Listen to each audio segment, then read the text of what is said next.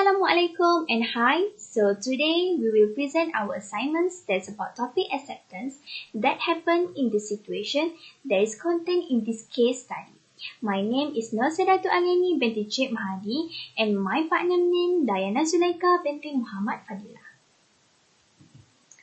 First of all is about situation that happened in this case study. Hussein has accepted Kamal offer to buy his motorcycle. Hussein stated that he was interested in purchasing, but the price was 10,000 ringgit. Hussein later agreed to buy the motorcycle at the original offer price of 12,000 ringgit. Then Kamal refused to sell at the price. Kamal, on the other hand, refused to renew the contract.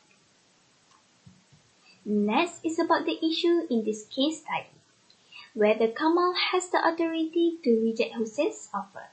So let's review the issue with facts and law. Based on my opinion, Kamal has the right to reject an offer from Hussein. So to elaborate further on the issue, we need to move to the next slide, which is about law connection to the situation that happened. According to Section 7A, the acceptance must be absolute and unqualified. If not, it is not acceptance and there is no contract. I have evidence to back up my claim that Kamal has the right to reject Hussein's offer. Hussein rejects Kamal's offer to sell his motorcycle for 12,000 ringgit and instead made an offer to buy Kamal's motorcycle for 10,000 ringgit. When Hussein makes a counter offer, Kamal's original offer expires, and Kamal is under no obligation to accept Hussein's offer. Therefore, the acceptance is not absolute and unqualified. Now we turn to the situation in the case of Hyde versus Ranch, which has similarity with the case study situation. Mr. Ranch, the defendant, offered to sell the farm he owned to Mr. Hyde, the complainant. He offered £1,200 for the property, but Mr. Hyde declined.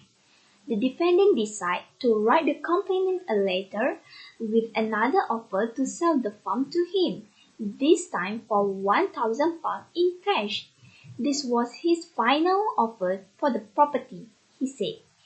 Then Mr. Hyde offered for £950 for the farm in his response letter.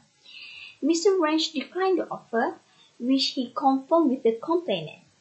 Mr. Hyde then agreed to buy the farm for the £1,000 he had offered previously, but Mr. Ranch, on the other hand, refused to sell his farm.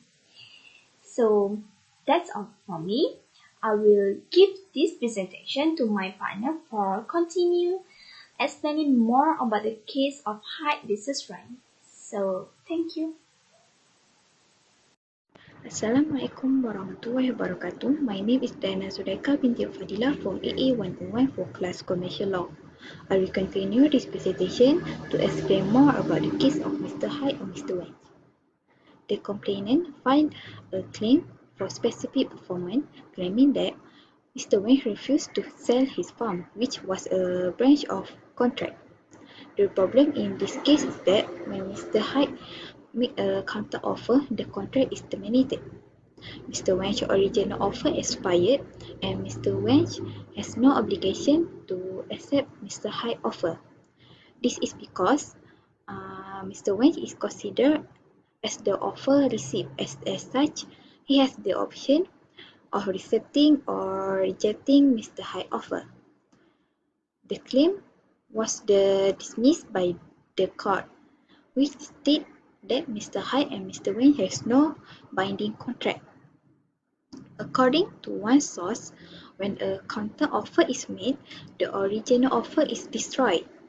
This initial offer has expired. When Mr. Hyde offered $950, he cancelled the $1,000 offer and was unable to accept it in this case. Application of law. Despite the fact that Hussein was willing to accept the original price of Rm 12,000, After Kamal rejected the first offer, Kamal did not have an application to sell the motorcycle to Hussein. Hussein had already ended Kamal's offer when he made an offer of Rm 10,000 ringgit for the motorcycle. Because the original offer has expired, Kamal is now obligated to accept Hussein's new offer.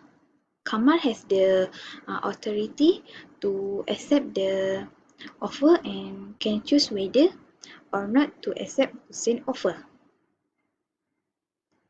For the conclusion, as a result, Kamal has the option to reject Hussein's offer. This is due to the fact that when Hussein made a counteroffer, is obliterated Kamal's original offer. As a result, Kamal is now obligated to accept Hussein's offer and he is free to sell the motorcycle to others. Then, in the case of Hyde versus Wench, Mr. Hyde destroyed Mr. Wench's original offer by making a counter-offer. As a result, Mr. Wench and Mr. Hyde lack a legally binding contract. As a result, Mr. Wench is free to reject Mr. Hyde's offer and will not face legal repercussion. That's all from us. Thank you.